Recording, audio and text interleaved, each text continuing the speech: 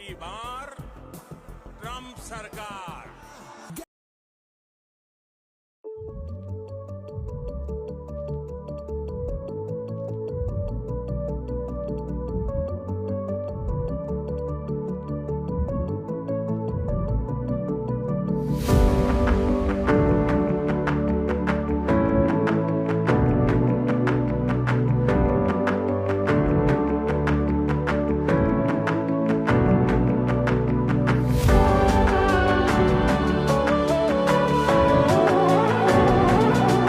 Modi, India. Yeah. He's a friend of mine. He's great. He came over. He's in a lab. He's great. He's a friend of mine. But on the outside, he looks like he's your father. He's the nicest, total killer. But we had a couple of occasions where somebody was threatening India. I said, let me help. I'm very good with those people. Let me help. I will do it. I will do it. And I will do anything necessary. We defeated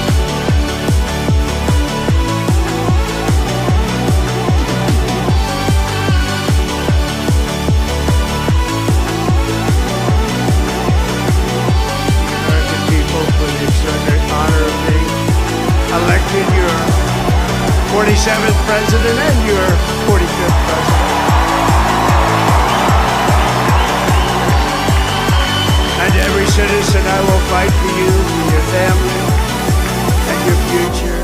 Every single day, I will be fighting for you with every breath in my body. I will not rest until we have delivered the strong, safe, and prosperous America that our children deserve and that you deserve. This will truly be the golden age of America. That's what we have to have. Trump is going to be, once again, for his second term, the President of the United States of America, 47th President of the US. And the question everybody is asking is, how is this going to work for India? Well, at one level, it's going to work out great because Donald Trump personally has a wonderful equation with Prime Minister Narendra Modi. He respects Narendra Modi. He's spoken about him so many times in interviews and statements. And it's quite clear that at the level of personal chemistry, both the leaders are strong leaders, complete control of their respective countries. For Narendra Modi, this is his third term. For Donald Trump, this is his second term. Both are leaders with cult following and quick decision making. So at the level of personal chemistry, I think there is a world of possibility of that Narendra Modi and Donald Trump will do great things together. That they will be able to take quick decisions, cut the red tape and make things work. Having said that, and despite the fact that many people believe that Donald Trump wants America and India to work together, and I too believe that he does want America and India to work together. I have no doubt that compared to Kamala Harris, he's a much better alternative as the President of the USA from an Indian perspective. But we must be extremely watchful as well, because there are things you say during an election.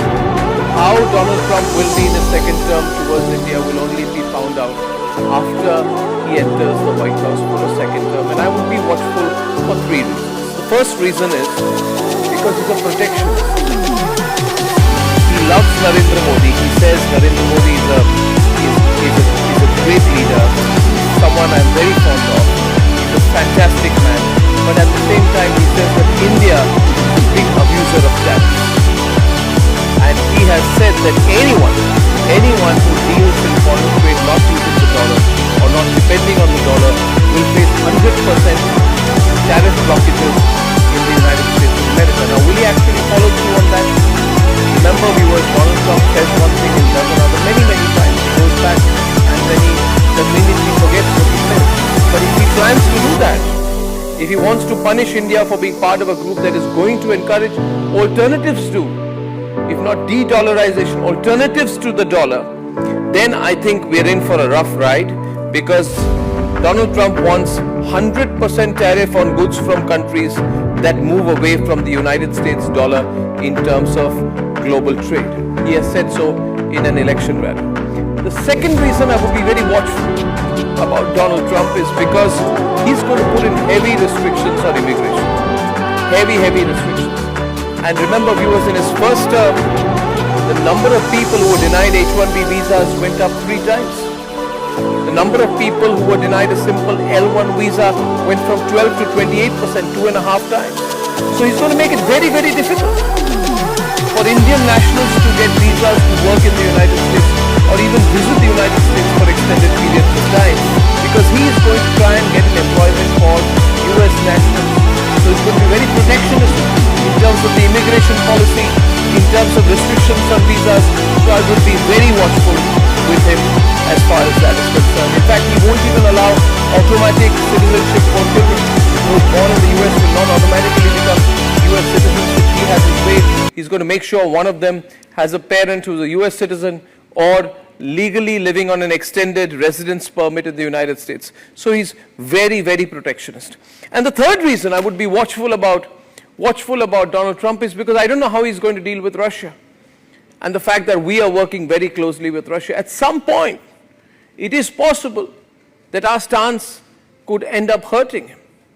Is he going to be different from the deep state? We know Donald Trump himself is a victim of the deep state. But the deep state hated India's nation-first position. And remember, Putin has not yet congratulated Trump because technically the United States is not a friendly country. Remember, viewers, see the muted language that came in from China, which says that we are going to work on the basis of mutual respect. Not a very warm and effusive welcome to Donald Trump in his second term. So, beyond the fact that Putin and Trump may get along personally more than Biden and Putin ever did or ever will in the future, the fact is how Trump responds to the warmth between India and Russia is something we'll have to see and examine. So it's a changing world. Personally, I believe Donald Trump is a very practical man. He wants to do business. I think he's going to say a lot of things in the election he may not follow. The PR. I think he's going to be reasonable. I think he's going to realize he has to do business. He has to make it fun. That he's trying to make the kind of noise he made in the first term.